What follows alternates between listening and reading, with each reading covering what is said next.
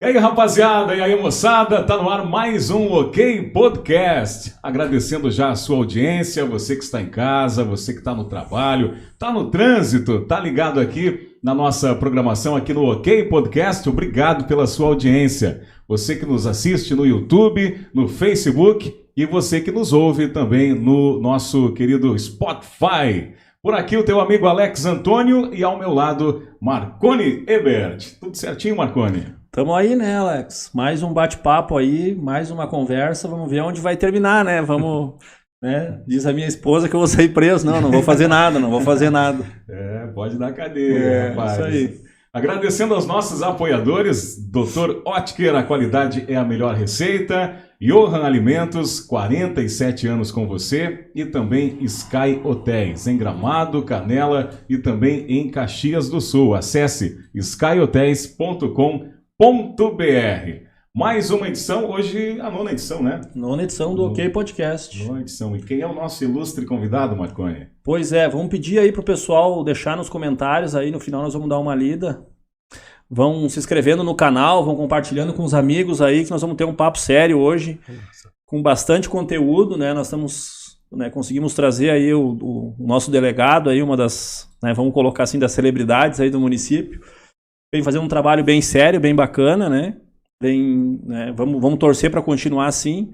Onde nós vamos, claro que nós não vamos conversar aqui, né, sobre técnicas de investigação e tal, mas nós vamos entregar informação e conteúdo para a população, para que ela, né, possa contribuir, que ela possa ajudar, que ela possa, não, né, no meu tempo, né, nós tínhamos uma impressãozinha de ter medo, né? Talvez realmente o meu irmão tinha mais medo da brigada, né, e da Polícia Civil do que eu, né? Mas vamos bater um papo, vamos ver o que o ilustre delegado Branco vai falar com nós aí. Tá contigo o microfone. Muito obrigado por ter aceito o convite. Boa noite. Uma satisfação estar aqui com você hoje. Obrigado pelo convite. Vamos ver onde é que então vai parar esse papo. Vamos começar assim, né? Como é que se decide ser delegado? E aí tem uma pessoa me perguntou hoje assim, né? Vai lá, conhece um político e esse bota como delegado, como é que é o negócio? Explica para nós aí o que precisa ter. Precisa ter formação, não precisa. Né? Pensa que nós estamos com um leigo agora que vai, né, vai tentar um pouco. No meu caso, por exemplo, a minha decisão foi bastante cedo. Quando eu decidi fazer faculdade, eu optei pela faculdade de Direito porque eu desejava ser delegado. Pensava na época em ser delegado da Polícia Federal, mas as circunstâncias me levaram a ser delegado da Polícia Civil e eu sou muito satisfeito com isso. Mas assim, a formação necessária para delegado de polícia é o curso de Direito, formação em grau superior de Direito. Para agente da Polícia Civil, que são os inspetores e escrivães, é curso superior em qualquer especialidade, né? Qualquer curso superior. Né? Tem que fazer um concurso público, tanto para agente quanto para delegado. O ingresso na Polícia Civil só se dá através de concurso público, não tem outra forma de ingresso. O concurso para delegado de polícia eu fiz no ano de 2010, quer dizer, 2010 eu tomei posse. Eu fiz nos anos de 2008, final de 2008 e durante todo o ano de 2009. É um concurso de 5 fases, né? A primeira fase é uma fase objetiva, né? Onde serão 100 questões, se eu não me engano, de direito e de língua portuguesa, né? E depois os aprovados, até um certo número de aprovados. No meu concurso, por exemplo, de 150 vagas. Só os 450 primeiros, 3 vezes o número de vagas, passava para a segunda fase. Os aprovados, então, passavam para a segunda fase. Nessa segunda fase, eram questões dissertativas, ou seja, questões de escrever, das matérias de direito constitucional, direito administrativo, processo penal e direito penal. Eram em 2 dias, 2 dessas disciplinas em cada um dos dias, né? Eram 10 questões por dia, sendo que eram 30 linhas que a gente tinha que escrever cada questão. Eu me lembro que era puxado na época. E daí, os aprovados, então, nessa fase, iam para a terceira fase, que era a prova física, né? Tinha um teste... Digamos que eu estava mais em forma, então não tive dificuldades na época.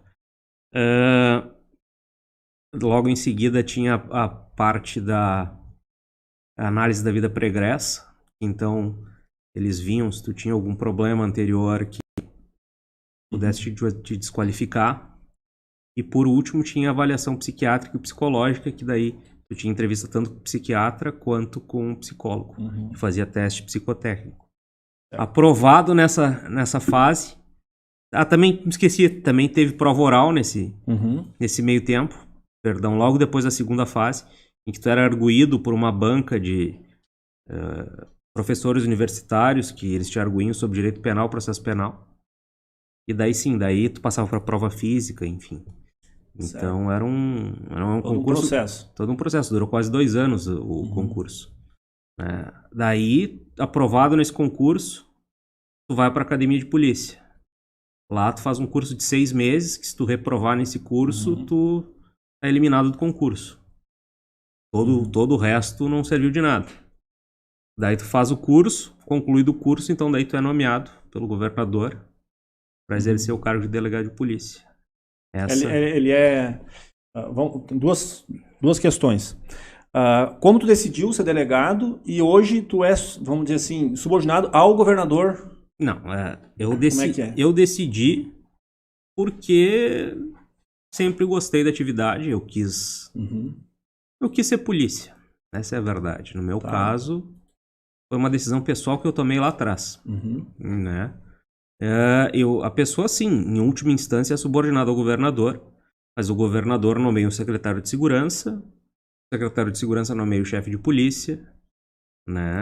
Entendi. Não é diretamente ao... Não, e a chefe de polícia, no caso, uma delegada, hoje em dia, a delegada Nadine, ela nomeia também os seus diretores de departamento da polícia.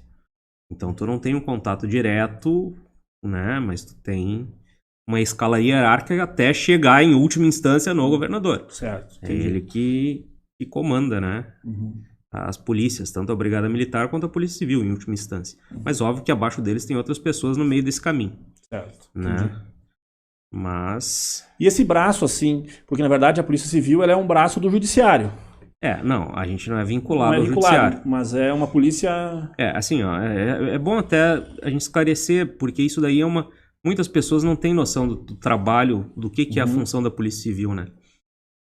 A função das polícias civis do Brasil inteiro, tal qual a Polícia Federal, a Brigada Militar, tudo isso está delimitado na Constituição Federal, né? A Constituição que estabelece a função de cada órgão, né, policial. E a Polícia Civil é responsável pela investigação das infrações penais que acontecem, excetuados os casos da competência da Justiça Federal, que daí é a Polícia Federal. A Polícia Federal e a Polícia Civil, em tese, são iguais. Elas só mudam... a competência? A atribuição, no caso, no que diz respeito à matéria que investiga, entendeu? Mas as duas são polícias judiciárias, que são polícias que investigam os fatos criminosos que acontecem, ou seja, a gente só atua depois que os fatos criminosos acontecem, para descobrir quem foram os responsáveis e encaminhar os responsáveis para a justiça para que eles respondam o processo e sejam punidos. Essa é a nossa função. Nossa única função é essa, investigação criminal, entendeu? As pessoas têm que ter isso em mente quando falam, porque tem muitas vezes pessoas não têm obrigação de saber, mas desconhecem dá para mandar uma viatura em tal lugar. Eu digo, olha, senhor, esse trabalho com a Brigada Militar, porque a Brigada Militar, as polícias militares são as responsáveis por manter a ordem pública, fazer patrulhamento e manter a ordem ostensiva compete à Brigada. Isso. Tá, ok. A parte preventiva, né? E logo em seguida, enquanto o crime está ocorrendo, compete à Brigada. A Polícia Civil atua precipuamente depois para identificar as pessoas que cometeram os crimes, né? E para que elas venham a ser processadas. Obviamente que a gente prende pessoas, mas a gente prende porque descobrimos então quem são os responsáveis, investigamos, pedimos para o Poder Judiciário, né, que determine a prisão das pessoas, então a gente vai lá e cumpre.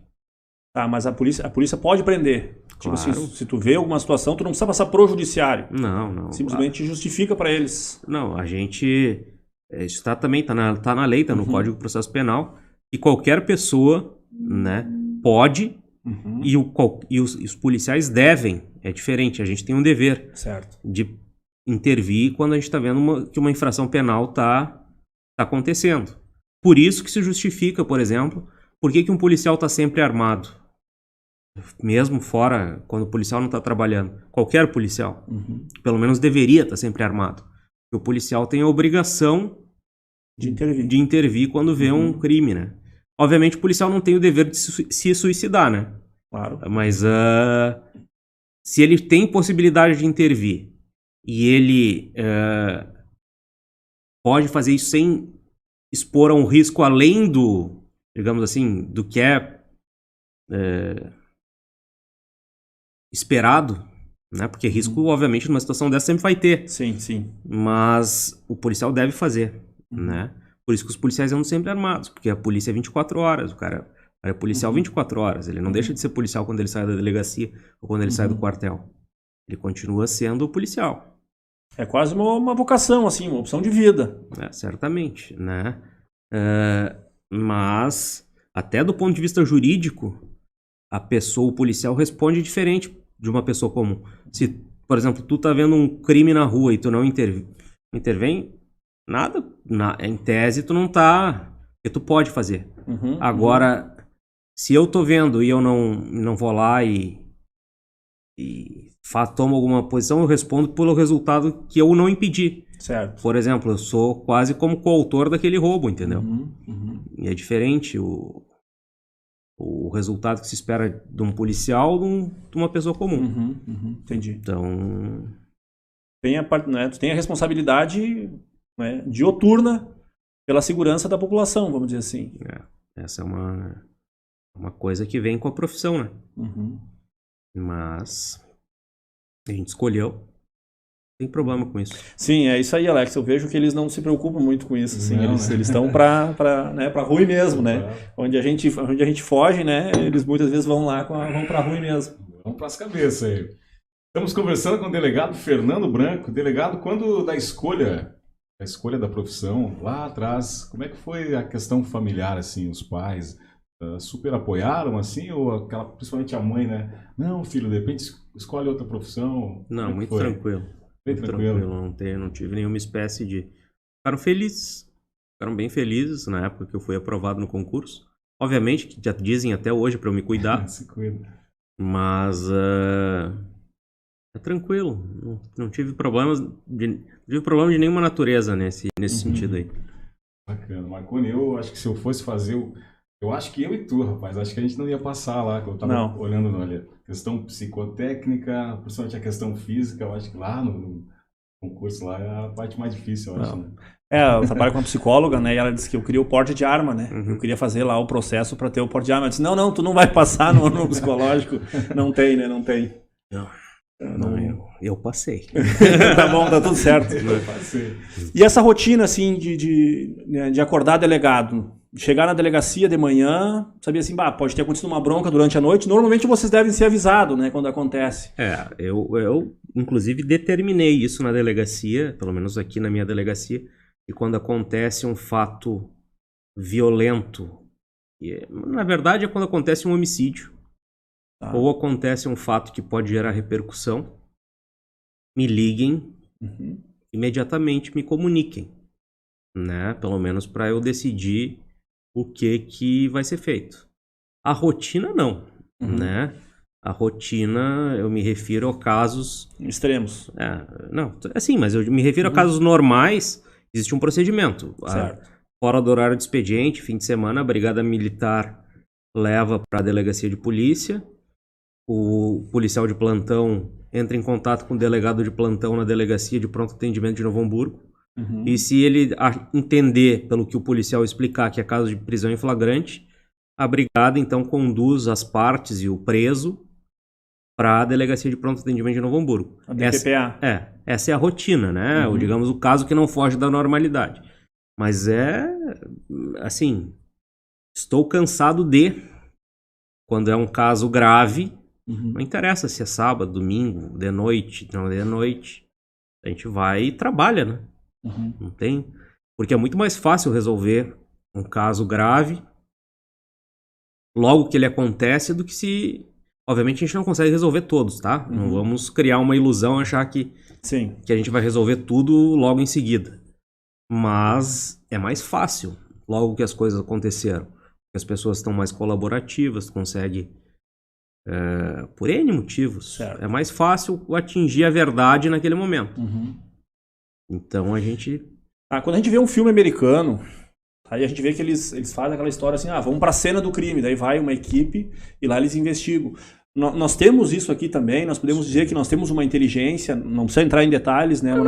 Mas assim, é a praxe, né? É o comum numa situação de crime violento, porque a lei penal fala que todo crime que deixa vestígios tem que ter o exame de corpo de delito, né? E o corpo de delito, no caso ali, no caso de homicídio, por exemplo, é a perícia do local do crime, né? Que é feita pelo IGP, não é feita pela Polícia Civil, né? Então, o que ocorre é que daí a gente aciona, o policial que está de plantão, aciona o IGP, já é o comum. Daí o IGP vai lá, o local fica isolado, né? Aí até a chegada do perito, ninguém mexe, nem nós entramos na cena do crime. O corpo fica lá, o perito chega, fotografa, colhe material biológico, você tem que colher, se a pessoa... Não se consegue identificar a pessoa de pronto, por qualquer motivo. Colhe impressão digital, né? Recolhe estojos de munição, estejam pelo local. Enfim, faz vários testes que podem ajudar posteriormente na elucidação do fato, né? Se tem que colher digital, o delegado... O perito faz o que o delegado manda, entendeu? Mas óbvio que já existe uma série de exames que... Já são no protocolo. Já são no protocolo que eles vão fazer independente da gente solicitar, né? Mas se tem algum exame diferente que o delegado deseja, aí tem que pedir para o perito fazer, tem que colher uma digital ali. Daí ele chama o papiloscopista vai ali e colhe a digital, se for possível. Sim. Depois isso vai para análise. Mas existe a perícia...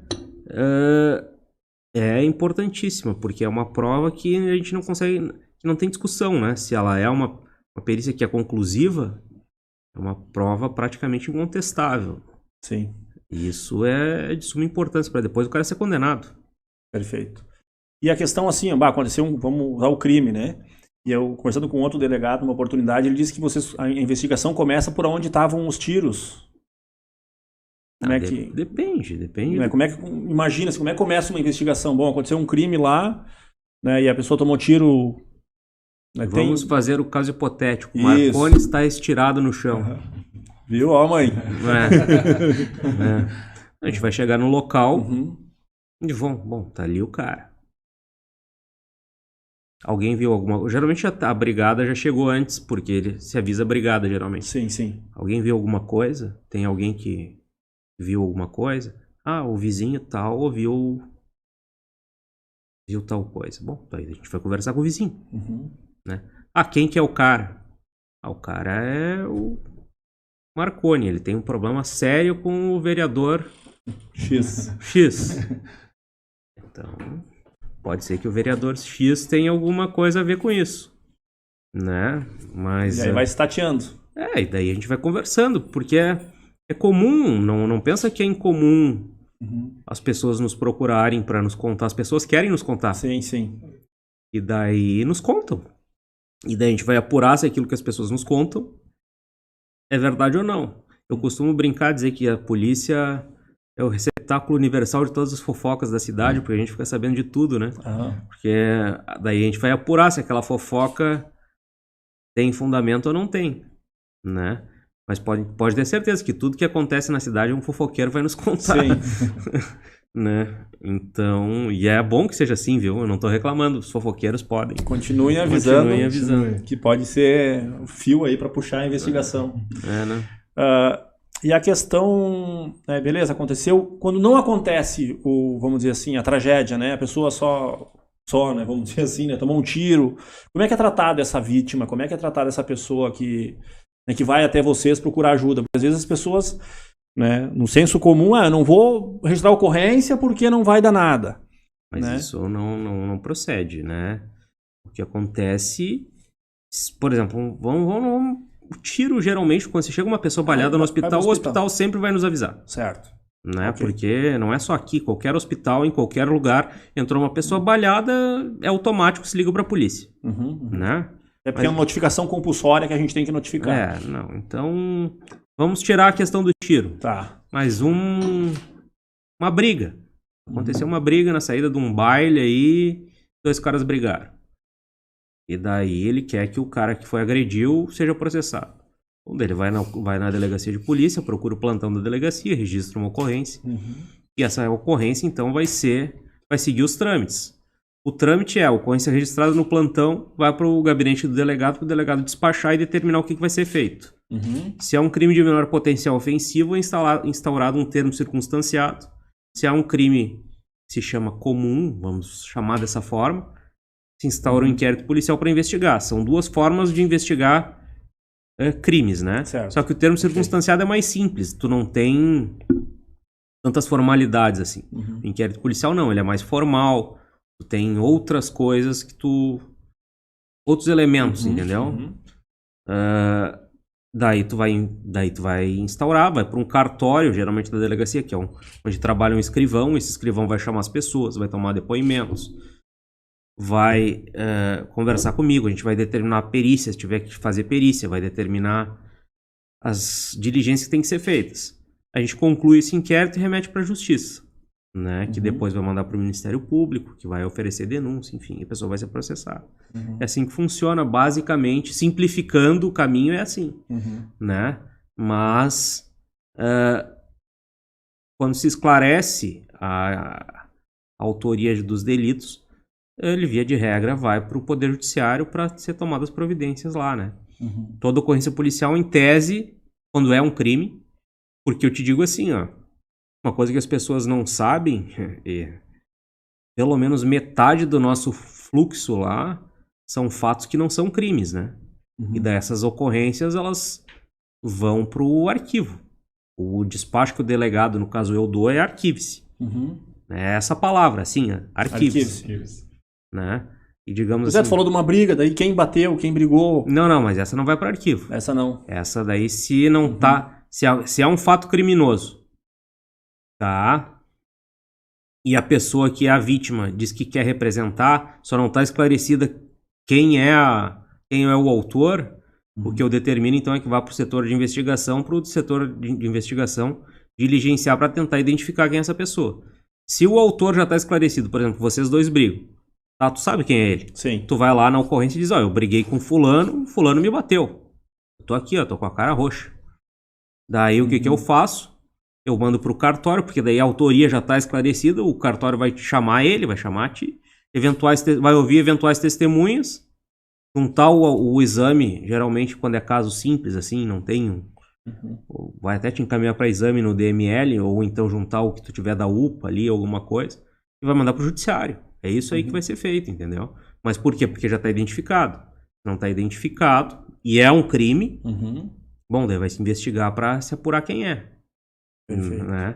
Agora, tem coisas que não são, mas, por exemplo, perda de documento. As pessoas vão lá. Isso pode ser feito online. Pode. Mas a perda de documento não é um crime. Tu não tem que investigar nada numa perda de documento. Então, tu vai mandar pro arquivo. Um acidente de trânsito sem lesões. Só com danos materiais. Não tem que investigar nada nisso. Porque isso não é uma função da polícia. A polícia civil investiga crimes. Né? Eu não vou ver se tu tem culpa no acidente ou tu não tem culpa, porque isso não é minha função. Depois eles vão discutir na justiça. Então isso daí vai pro arquivo. Né? Tá. E a questão das denúncias anônimas. É possível fazer? É possível... Com certeza. Como é que a pessoa faz? Existem vários meios de se fazer isso, né? Isso é importante até para o nosso trabalho. O que acontece é que pode ser feito através da internet, pelo site da Polícia Civil, que é o pc.rs.gov.br. Existe lá, né, um espaço para se fazer denúncia anônima. Quando é feito no site da polícia, salvo se a pessoa ela própria botar o seu nome lá, nem para nós vem quem é a pessoa que que denunciou, Uhum.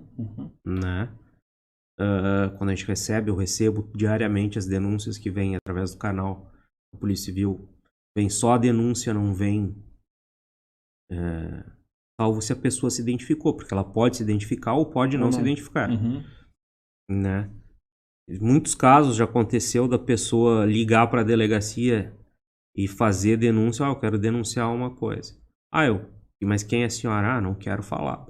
A gente também não pergunta, entendeu? O Certo. importante É o fato. é o fato. Uhum. Se a pessoa diz, eu não quero falar, eu não vou ficar querendo... Uhum. Não, mas se tu não me disser quem tu é, eu não vou... Eu vou fazer o seguinte, o que a gente vai fazer é anotar o fato. Eu não posso mandar, por lei, eu não posso mandar de plano instaurar um inquérito, mas eu posso mandar registrar uma ocorrência, se for o caso, né? E vou apurar se aquilo que a pessoa está falando é verdade. Tem muitas coisas que nos falam que não é verdade. Sim. Daí tu vai ver e não é bem aquilo. Mas se proceder essa denúncia, vai ser instaurado inquérito, vai se apurar e eu também não vou procurar quem é essa pessoa, entendeu? Que denunciou. Porque eu acho que é uma coisa, a pessoa, se ela não quer se identificar porque ela tem receio, mas ela quer de alguma forma cooperar com o trabalho da polícia. Então, eu não vou ficar, digamos assim, expondo uma pessoa que não quer ser exposta, né? Não importa, né? É importante que ela fez a denúncia e é resguardado o direito dela ficar anônima. E a questão desses crimes de internet. Isso daí é uma coisa Há poucos dias atrás, uma pessoa me ligou, ficou conversando comigo alguns minutos, hackeou meu telefone e começou a disparar para... Eu tenho mais de 2.000 números na agenda e eu vou dizer assim, até hoje eu estou dando explicação de pessoas que eu pedi dinheiro. Né? Então esse é um dos mais comuns, assim, né? Até, não sei se foi...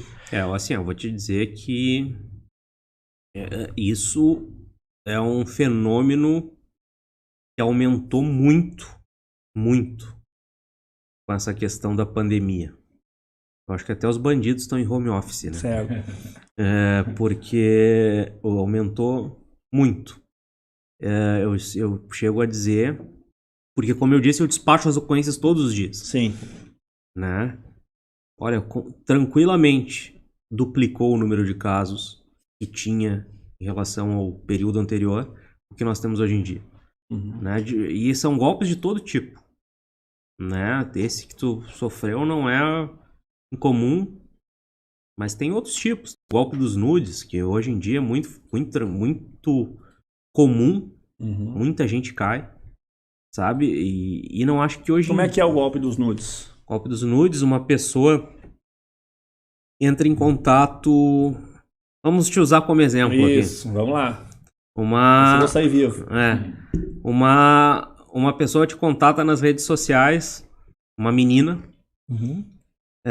te contata nas redes sociais e começa a conversar contigo, né? E começa a ficar íntimo. E daí, depois de muito tempo conversando, muito tempo não, mas de algum tempo conversando contigo, ela te manda uma foto nua ou alguma coisa nesse estilo. E pede que daqui a pouco tu mande uma foto pra ela também. E a maioria das pessoas manda. Né? Ou pelo menos que caem, mandam. Sim. E depois logo em seguida vem uma outra pessoa, que certamente é a mesma pessoa, né? Dizendo que é o policial tal ou o delegado tal e que a menina era menor e que tu cometeu um crime, que pra ti não ser processado, pra não tocar isso pra frente, eles vão... Tu precisa pagar uma quantia. E daí as pessoas ficam apavoradas e muitos pagam, né? Mas isso é um golpe bem comum hoje em dia. Né? Mas é falta de informação também, porque no momento que tu sabe que isso existe, não vai cair, né? Pois é. E a questão das operações, doutor? Um dia de manhã, tô indo a Porto Alegre cedo, acho que é umas 6 horas da manhã, e eu vi que tinha eu acho que umas 100 viaturas da Polícia Civil num parque aí de uma empresa, aí, vamos dizer assim, em Novo Hamburgo, né? Como é que é essa preparação? Como é que é essa... Não sei se tu sente aquela adrenalina de vai, né? Eu fiquei com adrenalina quando eu vi aquele monte de viatura, pensei, hoje Vamos baixar aí não sei se é em Novo Hamburgo ou São Leopoldo, né? Como é que é essa preparação? Assim, E eu vejo quando vocês vão lá meio-dia dar a coletiva. Isso a gente vê.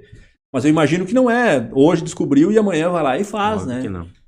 Depende do tamanho da operação, né? Uhum. Existem operações pequenas, médias, grandes e enormes. Gigantes. Né? Então, obviamente, o tempo de preparação é proporcional ao tamanho da operação, né? Se tu vai fazer uma operação enorme, tu vai precisar de mais tempo para se preparar, porque são muitas coisas que tu precisa para não dar errado. Uhum. É muito simples uma operação dar errado, viu? Errado que eu digo é confusão na hora de sair, coisas básicas. Porque depois que é feita o mandado de busca na casa do alvo, isso precisa ser formalizado de uma maneira. Daí vai dar uma fila gigantesca. Tem que ter policiais em números suficientes, não só para ir lá cumprir o mandado. Tem que ter policiais depois que vão formalizar o ato, né? As apreensões precisam ser guardadas de forma rigorosa. Uhum. Tu precisa separar desde do início para não dar erro. Enfim, é uma série de medidas administrativas que o cara tem que tomar de antemão para não dar ruim, né? Sim, sim. Mas, assim, e obviamente o tempo e a investigação em si, né? Investigação do crime que tu vai combater. Uhum. Claro, se é um crime muito complexo, tu vai demorar mais tempo. Uhum. Às vezes tem operações que eu já vi casos de gente que investigou 6 meses, 1 ano, e só ao fim é que foi deflagrar uma operação para prender as pessoas. Uhum. Mas já tive casos também que eu já fiz em 1 mês. Entendeu? Isso não tem um prazo. Não. Isso, o que tem prazo é a ocorrência. Quando chegou uma ocorrência, tu tem que dar uma resposta pro judiciário. A investigação. Não, depende. Se o réu tá preso, sim. Daí Sim. tem prazo. Certo. Se o réu não tá preso, não existe um prazo que vá criar algum eventual problema, entendeu? Mas sim, se o réu tá preso é 10 dias e se é caso de tráfico de drogas é 30 dias, Uhum. né? Esses são os prazos, com o réu preso, né? Daí é assim, mas assim, operação digamos assim, é a parte visível do trabalho, Uhum. porque certamente tem uma investigação bem mais, uma investigação trabalhosa, criteriosa, que levou até aquele dia que é o dia da deflagração da operação, que digamos assim é a cereja do bolo, quando então todo mundo sai para cumprir as ordens judiciais, geralmente de prisão e de busca, né? E que é a parte visível desse trabalho. Uhum. E assim, ó, e aquela operação lá em Jacarezinho, como é que foi, assim, tive escutando outro delegado falar, né, não sei se tem algum conhecimento, e aí eles foram, o primeiro que saiu lá do Caveirão tomou um tiro e daí disse que mudou tudo. Como é que é esse planejamento? Isso pode acontecer? Claro, poder acontecer pode, né, mas como é que é esse planejamento, esse sangue frio, assim, O risco de morrer é inerente à profissão. Certo. Não há como afastar isso qualquer ação policial. Com relação à ação em Jacarezinho, eu não tenho elementos para julgar o que aconteceu. Eu sei a mesma coisa que vocês sabem, no noticiário. que o noticiário divulgou. Não tenho nenhuma informação, digamos assim, de bastidor que possa me levar a nenhuma espécie de conclusão, né? Mas eu tenho certeza, não há como negar que o fato da primeira morte ter sido a morte do policial assim que desembarcou da viatura conduziu ao desfecho que teve. Uhum. Né? Eu acho que isso influenciou sim os ânimos, Uhum. né? E ocasionou o que ocasionou, né? Mas assim, quando o marginal escolhe como é que a coisa vai acontecer, né? A gente vai entrar lá, se ele atirar, a gente vai atirar de volta, né? Então ele que escolhe o desfecho, né? Se eles atiraram na polícia, a polícia atirou de volta. A polícia treinamento melhor, eles morreram. Ponto. Né? Uhum. Né? A polícia não tem como ter 100 policiais em Sapiranga permanentemente. Perfeito. Mas se for necessário num determinado dia reunir 100 policiais, eles vão me mandar 100 policiais, mas eu sou o responsável pelos trabalhos, né? E tenho que fazer dar certo. Tem que fazer dar certo. Delegado Fernando Branco, fazendo uma retrospectiva desse tempo que está à frente aí de Sapiranga. Claro, vamos comparar com um jogador de futebol. O jogador vai escolher o gol mais bonito que ele fez na carreira. Tem alguma... Claro, todas as operações foram importantes, mas tem uma que tu pode destacar mais pra gente, o que deu mais trabalho, que depois, quando se concluiu, tu teve o desfecho positivo? Tem dois trabalhos. Mais, assim? Tem dois trabalhos que para mim foram bem relevantes nesse período que eu tô aqui. O primeiro foi o caso do sequestro do Júlio, né, que muito embora o desfecho não tenha sido o que a gente esperava, porque o rapaz morreu, mas a gente conseguiu prender as pessoas responsáveis. Então, para isso, nesse sentido de dar uma resposta para a sociedade, para a família, foi importante. Outro caso que para mim foi bastante relevante foi pelo alcance que teve e pelo número de vítimas, foi o caso da pirâmide financeira da D9. Então esse foi um caso com bastante repercussão, e eu achei que foi um trabalho muito bem feito, modéstia à parte, e eu acho que foi um trabalho importante. Esses são dois casos que eu me lembro assim que foram relevantes para mim. Isso continua acontecendo, esses casos de pirâmide financeira, né? É difícil botar na cabeça das pessoas que não tem dinheiro fácil, que a pessoa tem que trabalhar. A ganância cega, né? Então, pessoas caem nesse crime, são vítimas pela sua própria ganância, né?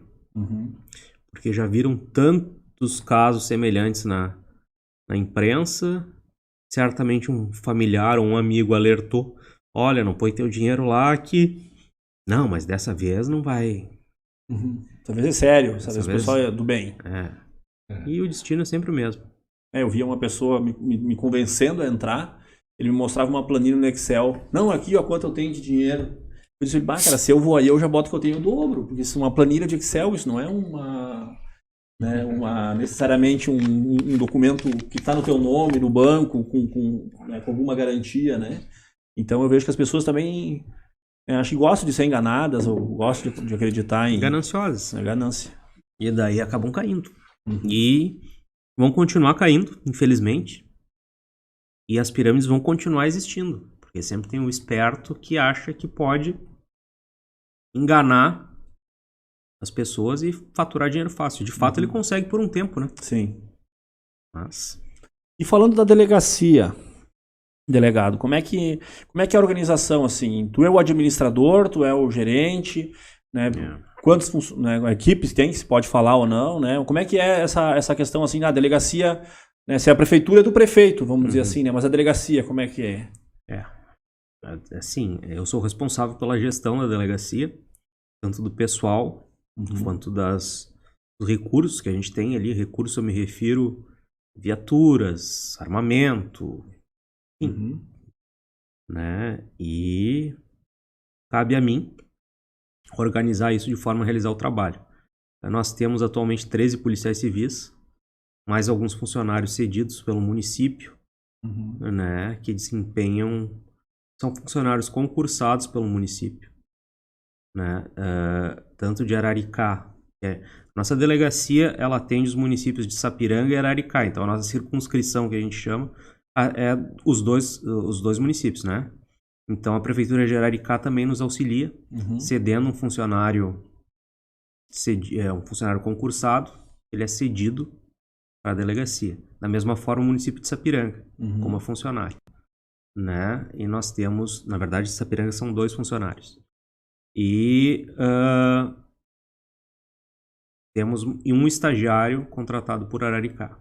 É isso que nós temos. Além dos 13 policiais. Eu achei que Nova Hartz também pertencia para cá, não? Não, a Nova Hartz tem uma delegacia.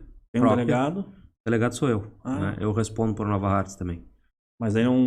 Mas é um órgão separado. Não é... É tudo separado, tudo diferente. Né? Mas No momento sou eu que respondo lá, né? Mas enfim, é isso que nós temos, com esse efetivo. 4 desses policiais ficam no plantão, porque eles se revezam numa escala de 24 horas de serviço direto por 72 horas de descanso, de forma ininterrupta, tanto fim de semana, feriado, não interessa.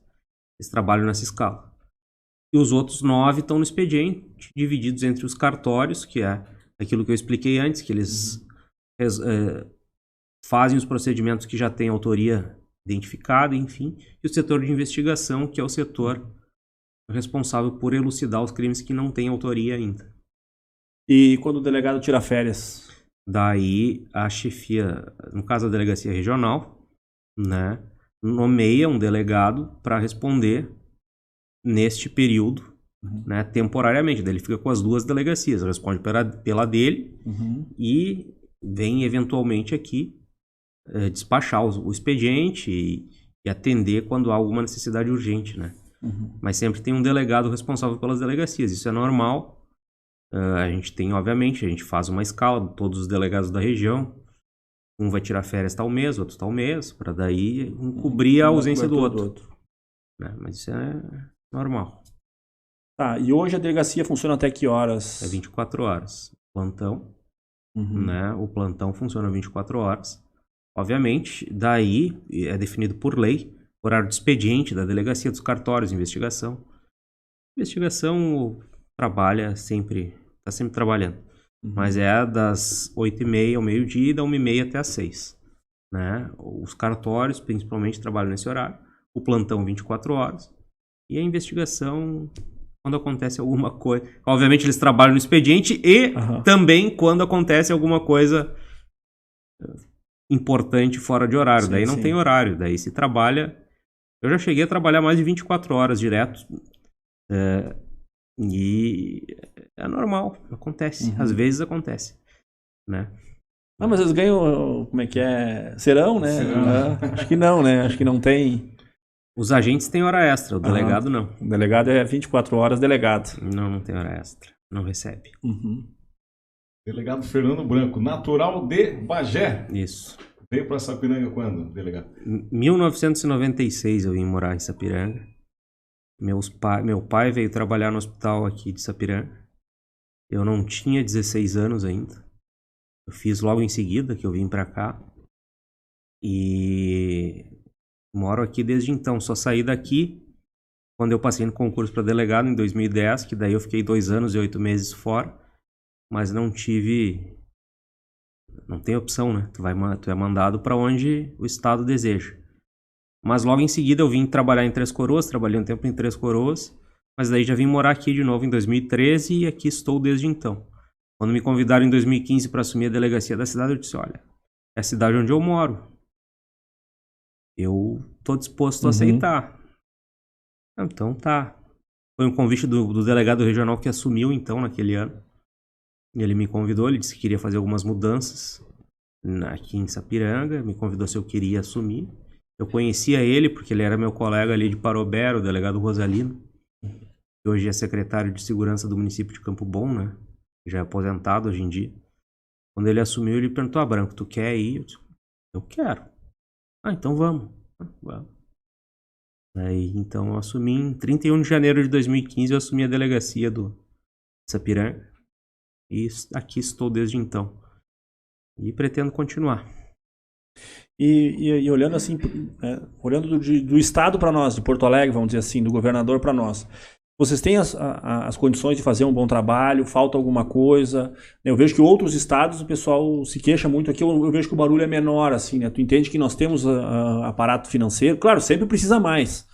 Mas hoje, assim, para fazer um trabalho adequado. Assim, nós temos que louvar a comunidade de Sapiranga, que não deixa, que sempre foi muito, digamos assim... Presente? Presente, exatamente. Não nos deixa faltar nada, digamos assim. Tanto o município, que nos ajuda já há bastante tempo, tanto nessa gestão quanto na gestão anterior, nos ajudaram, né? Tanto nas reformas que nós fizemos, quanto os empresários da cidade. vários compraram a ideia e nos ajudaram na reforma que nós fizemos. Nós fizemos uma reforma muito grande na delegacia e muitas pessoas ajudaram. A maioria das pessoas não quer que a gente exponha quem são, mas saibam que muitas pessoas aqui da cidade ajudaram. E ajudaram de forma, né? Não, vou ajudar. E ajudaram com recursos, de toda forma. E hoje em dia eu posso dizer tranquilamente que nós temos das melhores estruturas de toda a polícia do estado do Rio Grande do Sul é aqui. Não vou dizer a melhor, mas certamente uma das melhores é aqui em Sapiranga, né? E não nos falta, hoje em dia, não nos falta quase nada, né? Perfeito. Se a gente pudesse ter mais efetivo, eu agradeceria. Sim. Mas isso é uma coisa que dinheiro não compra, né? Então isso é uma questão mais complexa. Pois é, alguém me falou, né? Passarinho me falou semana passada, porque como os índices de criminalidade são baixos, né, eles não vão investir em pessoal aqui, eles vão colocar pessoal onde teria mais crimes. Confere?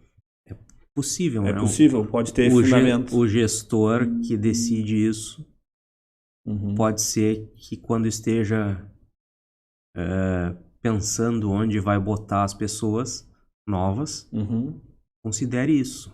Quem sabe, se eu tivesse no lugar dele, consideraria. Perfeito. Eu também, eu achei lógico, né, quando a pessoa me falou, né?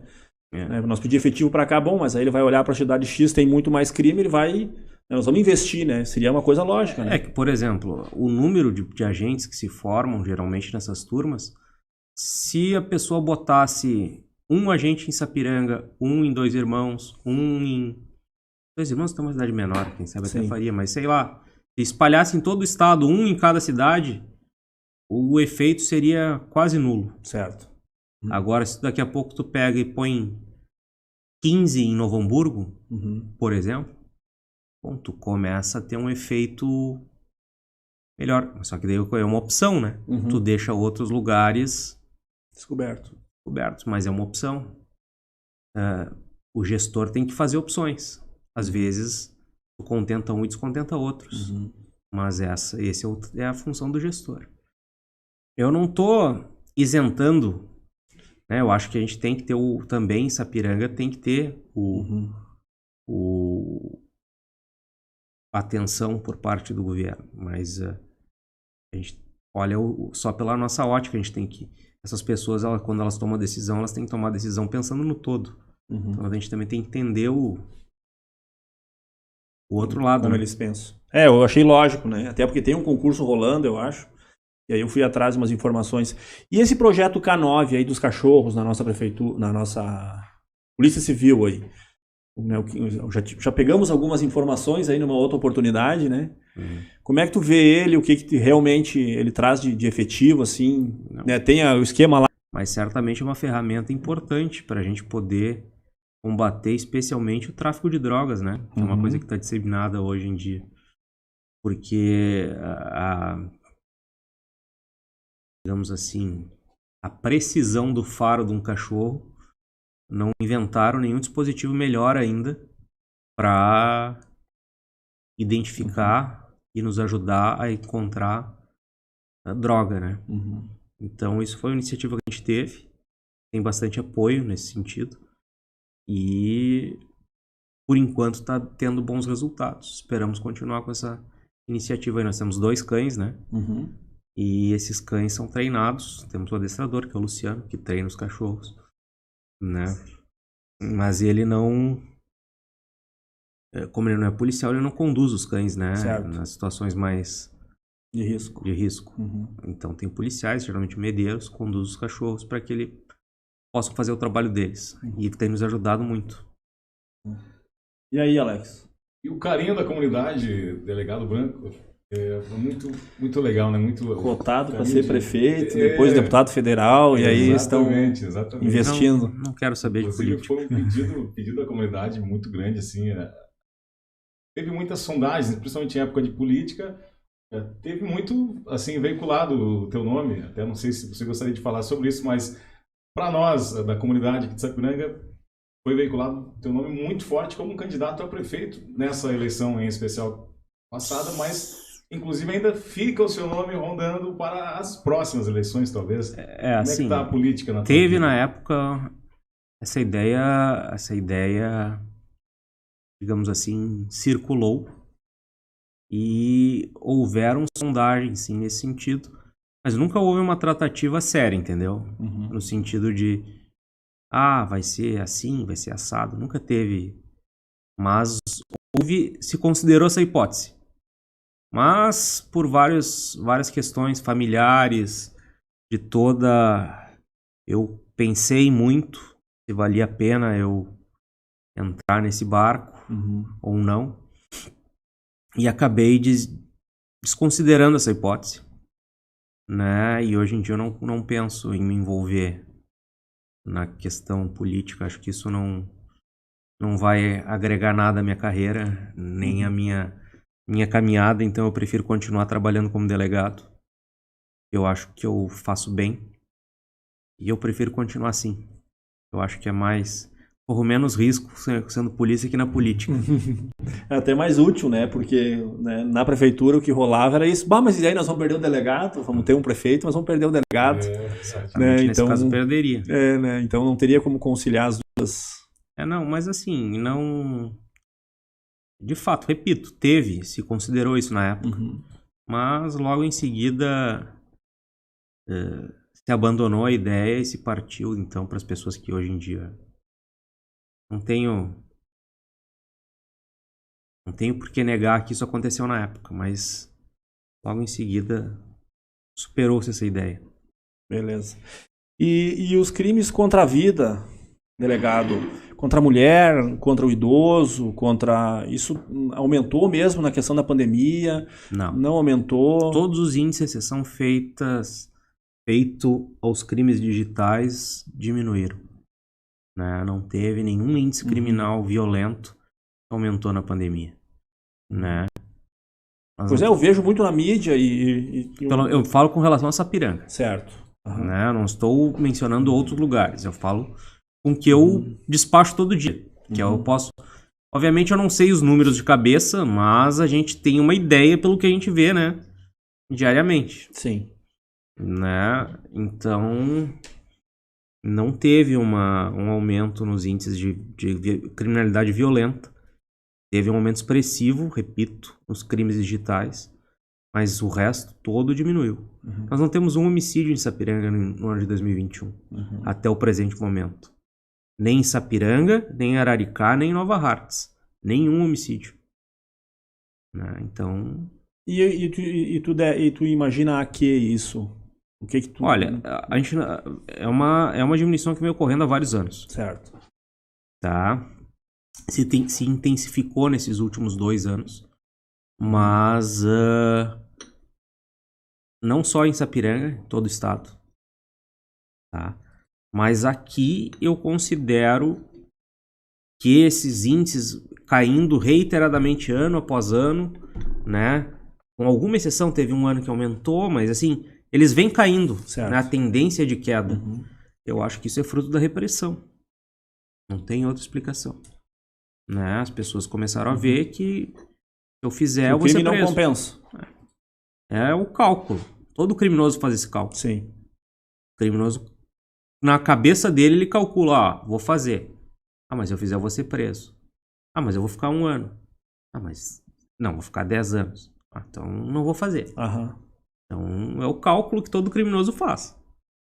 E acho que aqui eles estão começando a achar que não vale a pena.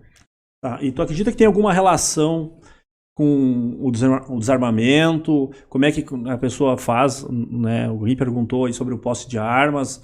Se tem alguma coisa a ver com a liberação das armas, se não tem, se é muito cedo, se isso realmente... Né, porque a gente vê em outros países que é bem menor e aparentemente, né? Que eu já disse, eu não vou ter porte porque eu não passo no psicológico. A mulher pode ficar tranquila que eu não passo. Mas a questão, tem alguma relação com isso? Será ou não? Eu tenho minha opinião sobre o assunto. Né?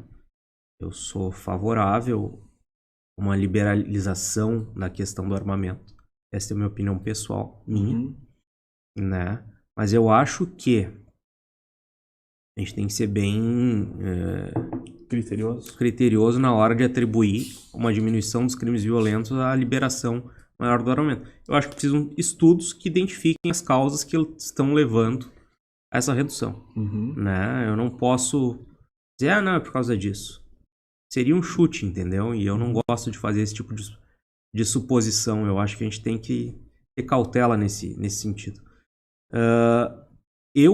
Como eu digo, eu acredito que as causas da queda, em geral, é uma maior repressão.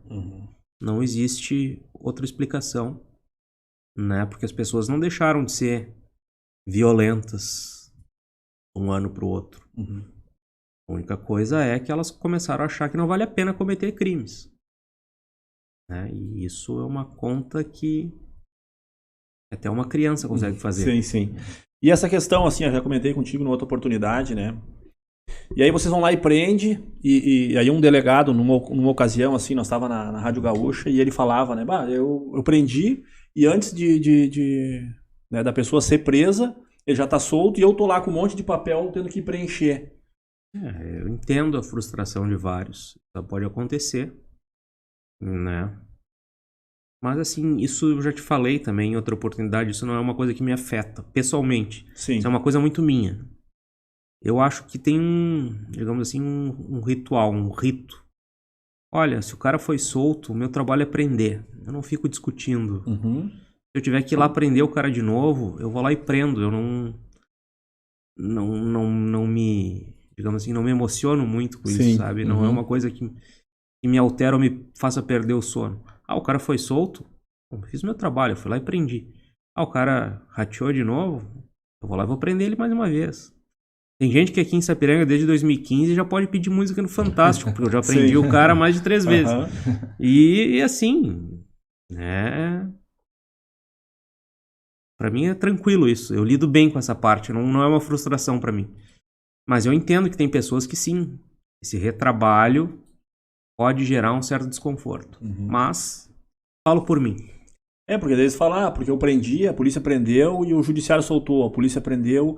Até aqui eu não vejo, né, tanto essa incomodação, eu vejo mais Porto Alegre, assim, né?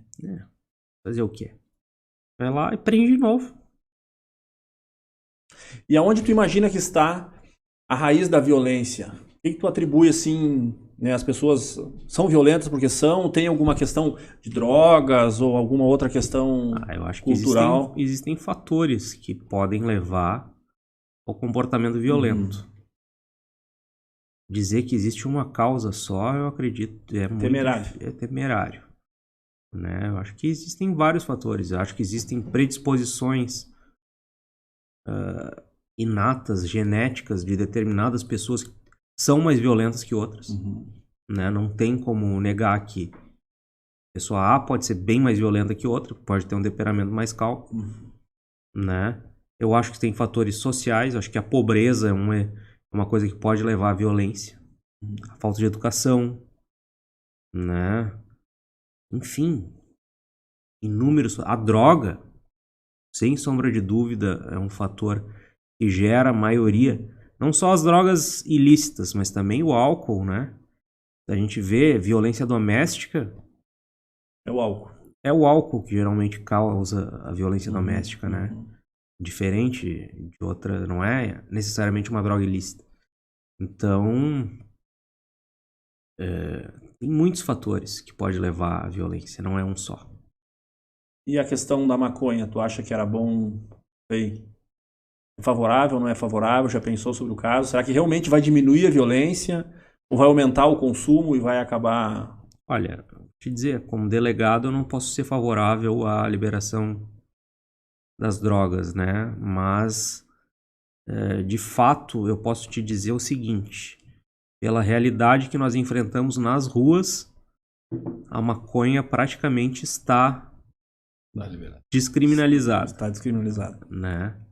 Mas não, eu não sou favorável à liberação de droga alguma.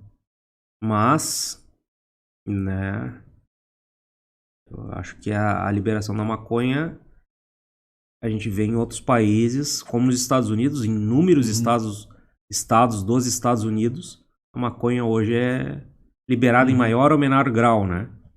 Eu acho que esse debate vai acabar chegando no Brasil, mais cedo ou mais tarde. E a gente vai ter que tratar desse assunto, né? Vai ter que vai ter que se pesar. A maconha é um mal, faz mal, como qualquer droga faz mal, né? Mas digamos assim, vai ter que se pesar as duas coisas. O mal que ela faz para a saúde das pessoas vai ser menor do que a violência que ela pode gerar, o tráfico de drogas, Isso é uma discussão que vai ter que ser feita num determinado momento. Aí não vou ser eu que vou dar a resposta para isso nesse momento. Mas são pessoas importantes que a gente tem que ouvir, né? Que estão no front, né? Eu sempre alego que não é bom para o Brasil. Por quê? Porque nós não temos controle, as crianças bebem, vamos dizer assim, adolescentes bebem, os adolescentes fumam, e não vai ser mais uma droga que nós vamos jogar no mercado que nós vamos conseguir colocar uma barreira.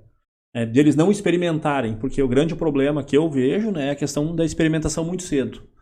Eu tenho pacientes de 12 anos, já estão fumando maconhas na semana passada, né, teve lá no serviço um rapaz que ele começou com 7. Aí, claro, nem a psicologia consegue provar realmente, né, se ele ilusiona isso ou ele começou, né, mas certamente começou cedo. Então, se nós botar mais uma droga, vai ser mais uma coisa para ele começar, né. Então, vejo que é mais um problema nós... Mas hoje em dia, eu vou contar um caos. Acontece seguidamente o cara abordar adolescente na rua por qualquer motivo. E daí perguntar, e aí, cara, usa droga? Não, só fumo maconha. Isso daí é normal acontecer. Sim. Então, essa é a ideia que muitos jovens têm hoje em dia. Sim. Né, que maconha não é droga, quando na verdade nós sabemos que é. Né? E como tu mesmo disse, trabalha com isso, então tu tem mais propriedade para o assunto, que o consumo precoce de maconha pode gerar sérios problemas, né? Então isso é uma questão bem séria. Perfeito. E aí, Alex? Delegado Branco, daqui a pouquinho vamos para as perguntas, né? O pessoal participando. Eu já recebi aqui 3 perguntas. Vai lá, pergunta aí, vamos ver. Aqui, mas assim, até não são tão perguntas, mas quanto são elogios, né? Mandar um abraço para o Jonas, mais conhecido como Pudim, né? O apelido dele Pudim. Um abraço, Pudim, toda a família.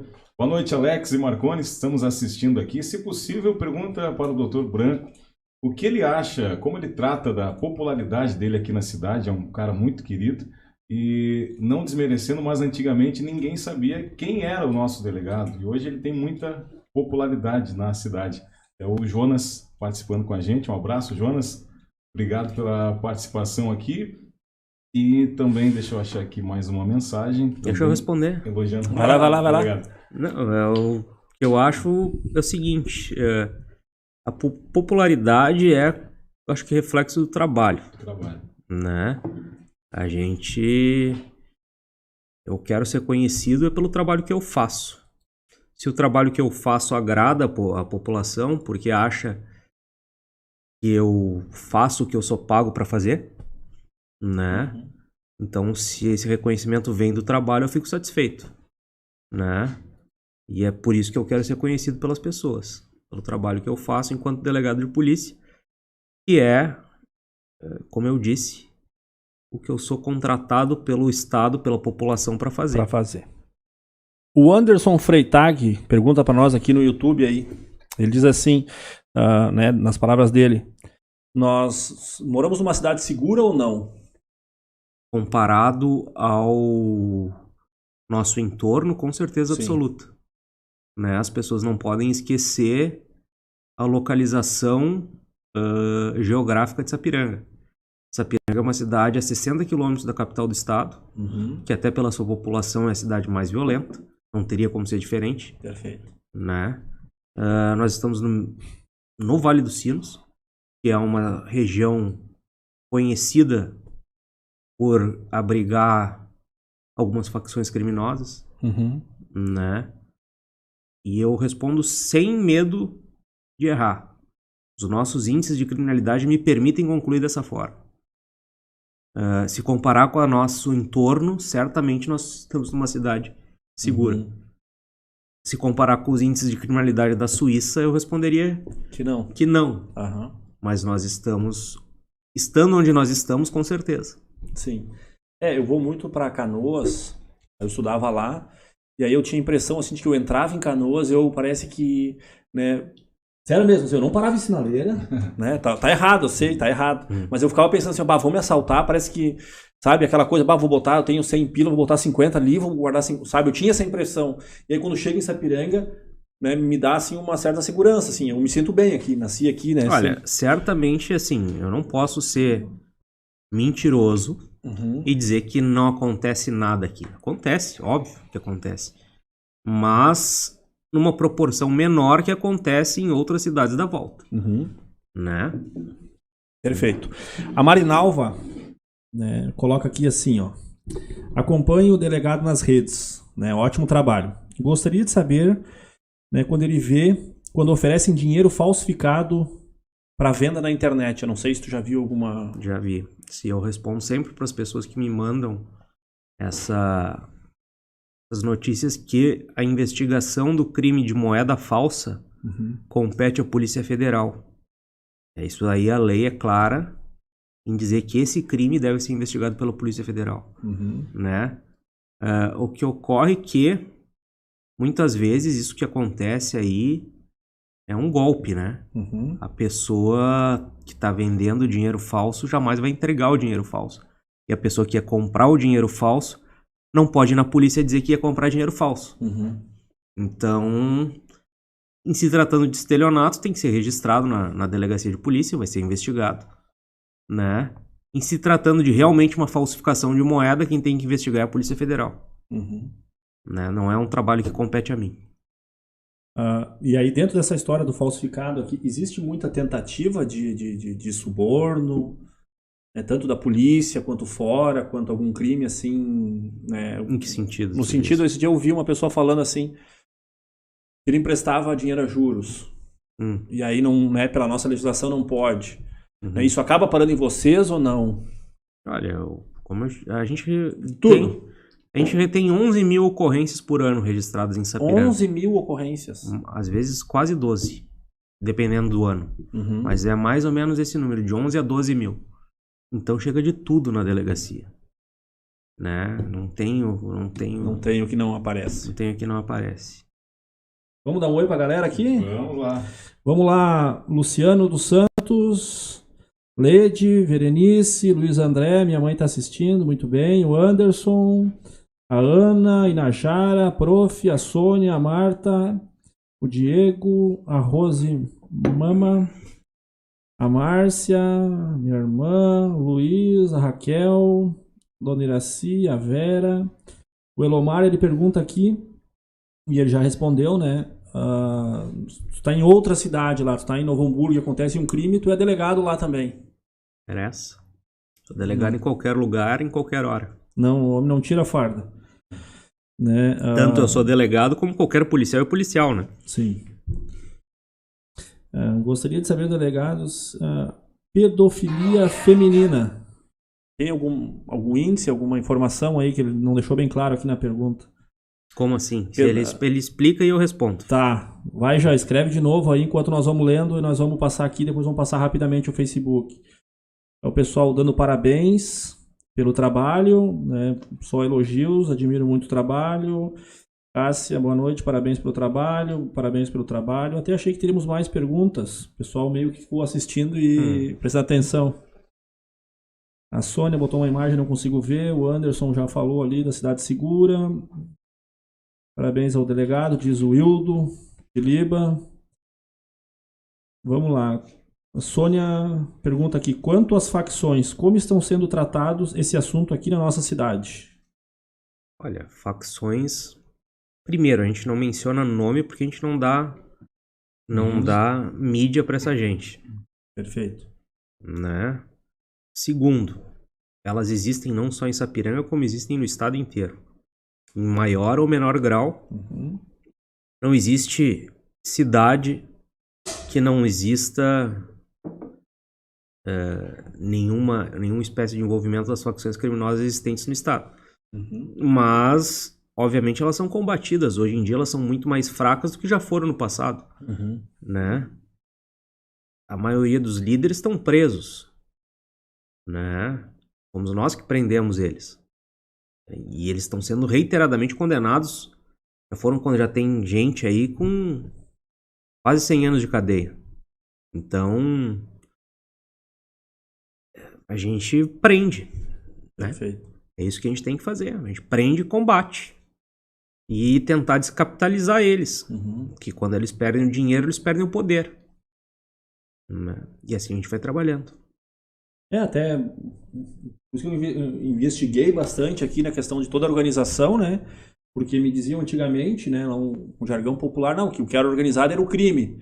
Mas se hoje nós vemos toda a organização aqui que ele já falou para nós, tudo que ele explicou, pô, nós também temos uma polícia organizada hoje com inteligência, né, por mais que a gente não entre muito na questão, né, então nós temos uma polícia organizada, reconhecido pela população, que eu acho que isso é importante, né, até pela questão de sensação de segurança. Eu me sinto seguro, né, as pessoas estão relatando aqui, eu me sinto seguro, né.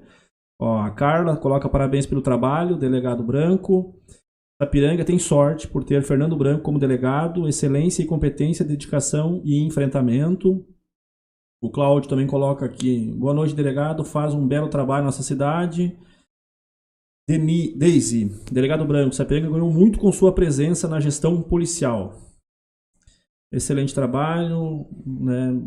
Dá para bate-papo fantástico, diz ela. Ó, nós torcemos aí para aparecer no Fantástico. E o pessoal aqui cumprimentando, né, dando boa noite. E aqui, esse aqui eu vou ler agora porque é da alma, tá? Boa noite, Marconi, Alex e Delegado Branco. Estamos acompanhando essa ótima entrevista no YouTube da TV.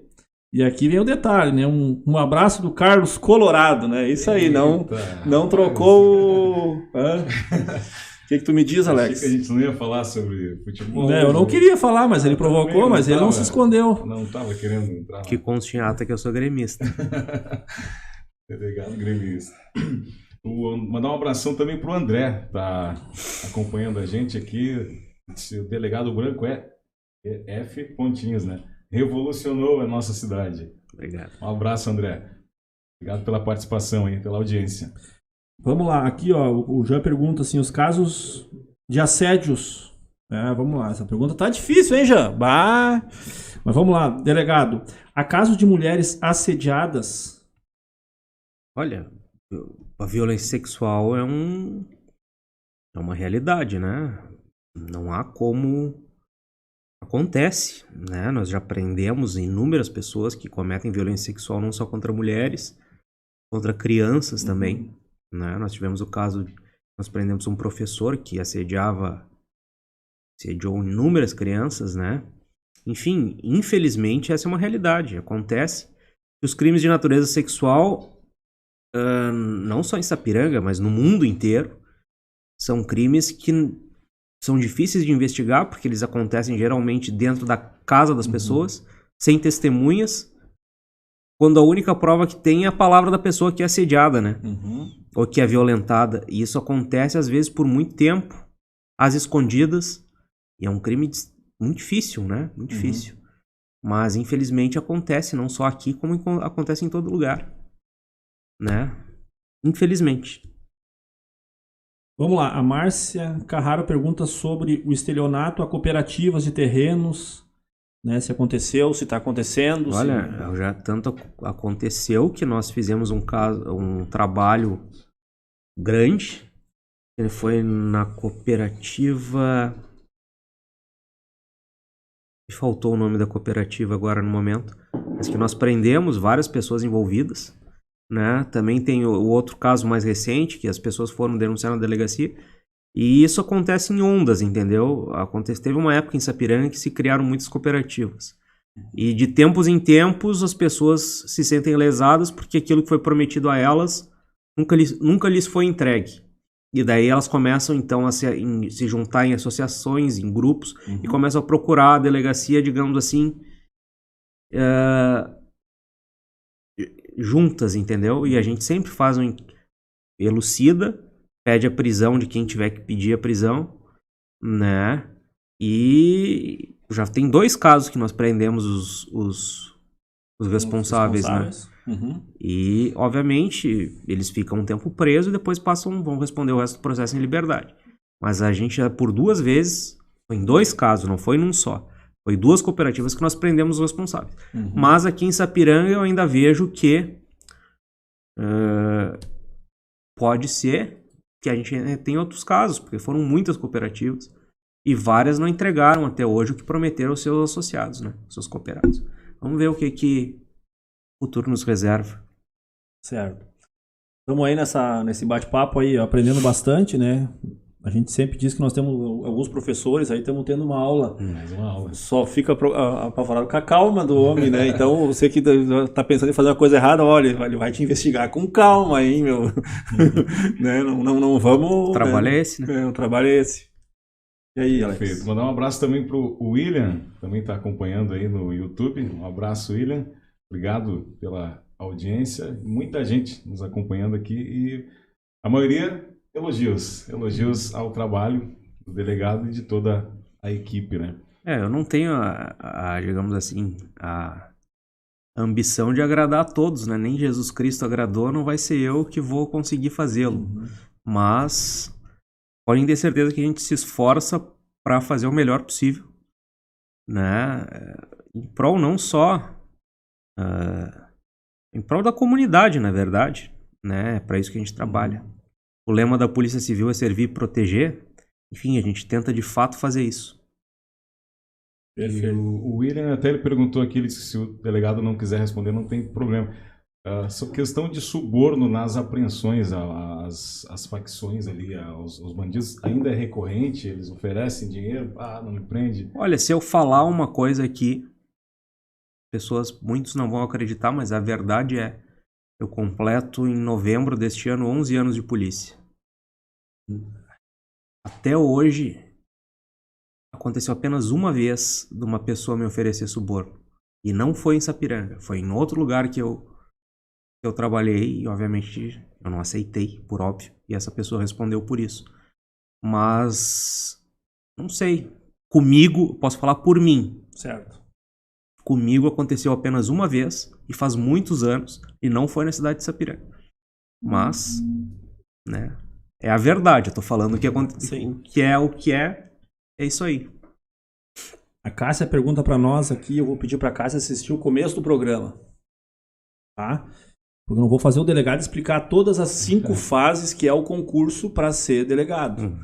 Né? Então assiste o comecinho lá onde ele vai discriminar bem certinho, né, a questão de, né, como é que o delegado, né, se faz direito, faz primeira fase, segunda fase, né, terceira fase. Então ele já deu essa explicação para nós, aí não é um indicado político, aí não é alguém que escolhe ele para colocar lá, né?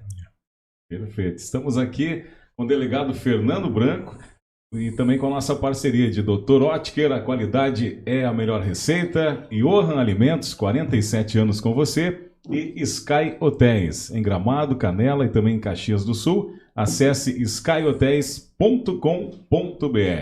Um abraço para você que nos acompanha no YouTube, no Facebook e também para você que está aí no Spotify e nas demais plataformas acompanhando mais um OK Podcast. Eles têm que se inscrever no canal aí, pessoal. É isso Tá? aí. Nós vamos ter um outro episódio aí, tem que se inscrever no canal aí, se inscrevinha aí, aperta o sininho aí para receber as notificações aí para ver. Se não pôde assistir toda o nosso bate-papo aqui, né?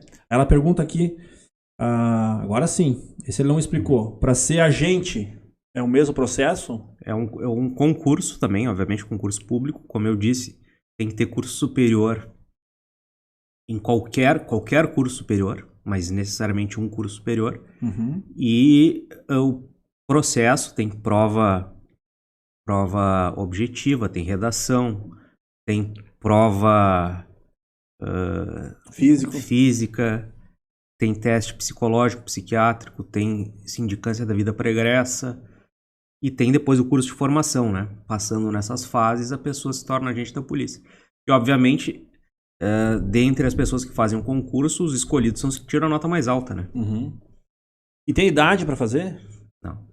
Eu posso fazer se eu... Só tem que ter superior a 18 anos. Tá, eu tenho superior, tenho 18 anos, só não vou passar na última fase. Tem que ter idade superior a 18 anos. Tá, ok. Né? Mas a prova, tu disse que não vai passar na prova... psicológica. Tá. Daí eu me deixo um trabalho interno, né? Me deixo lá no administrativo. O Jardinagem Centenário aí também tá falando, muito bom programa. Parabéns ao nosso delegado. E aí, Alex? Muitos elogios, muitos elogios. E aqui temos uma foto aqui estilosa do Marconi. Olha aí, rapaz, as mãos cruzadas aqui, ó. Brabo, né? Brabo. Teve um outro episódio que eu pensei, cara, onde é que eu vou botar as mãos para tirar a foto? Aí o Marconi disse, eu aprendi com o delegado Branco. Você coloca as mãos aqui, ó. É isso aí.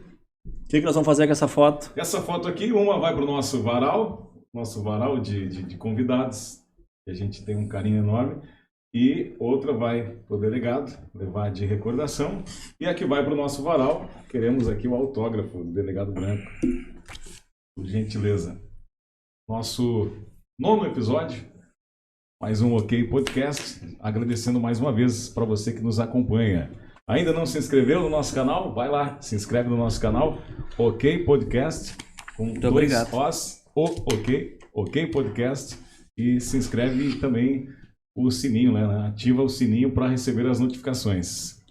E assim, delegado, nós se encaminhando aí para o término do nosso bate-papo, alguma coisa que nós deveríamos ter te perguntado, alguma coisa que tu gostaria de ter falado e a gente não, né?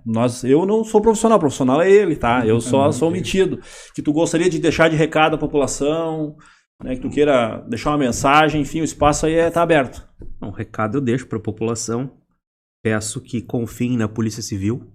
Saibam que nos esforçamos diariamente para cumprir o nosso papel e, obviamente, precisamos sempre do apoio da comunidade, nos trazendo informações, denunciando o que tem conhecimento, ficando próximo da polícia para que a gente possa desenvolver um trabalho melhor. Confiem na polícia. Saibam que nós hoje temos uma equipe que se dedica, né, ao seu trabalho, à sua missão. E estamos aí para cumprir a missão de servir e proteger a comunidade.